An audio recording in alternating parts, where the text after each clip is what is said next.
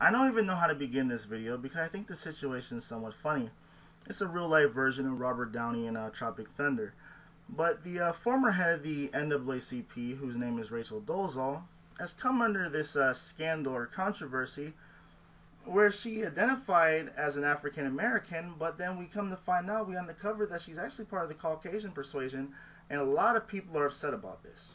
A lot of people are upset that how could someone lie about being black and then they, and I see someone said they infiltrated the NAACP and like I just think the whole entire situation is funny because it seriously reminds me of when Robert Downey played a black dude in Tropic Thunder. Well, what I really want to talk about in this video is a new term that I heard in this conversation, and it's called transracial. I have never heard of that before this scandal happened, or I don't even call it a scandal, but this predicament happened, where someone is born a certain race, but then they identify as another race, and I can explain that. Let's say that you're born white or something, but then most of your friends are black, so you're probably going to identify with black people as like the culture of African Americans more so than you do with maybe white people or something.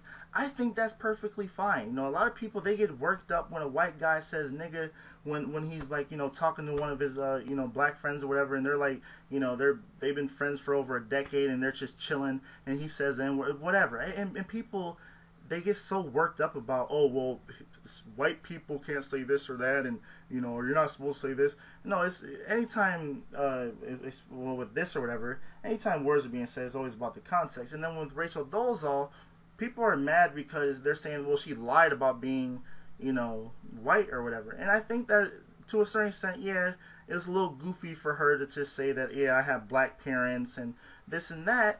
But then there's nothing wrong with her identifying as an African American. And I don't see what the big deal is. If you want to identify with a certain culture and wear certain kinds of clothes, celebrate certain holidays, or even eat certain foods or cuisines that are generally tied to that certain culture and ethnicity or whatever, then so be it. And I'm not going to lie, I love fried chicken and watermelon. I'll take a piece of fried chicken and I'll get it down so good that if I threw the bone to the dog, that the dog would look back at me and say, what the fuck am I supposed to do with this? I love collard greens, and like sometimes my sisters, they might not finish. I'm like, hey, what you doing? Pass that down this way. You ain't gonna be wasting them greens.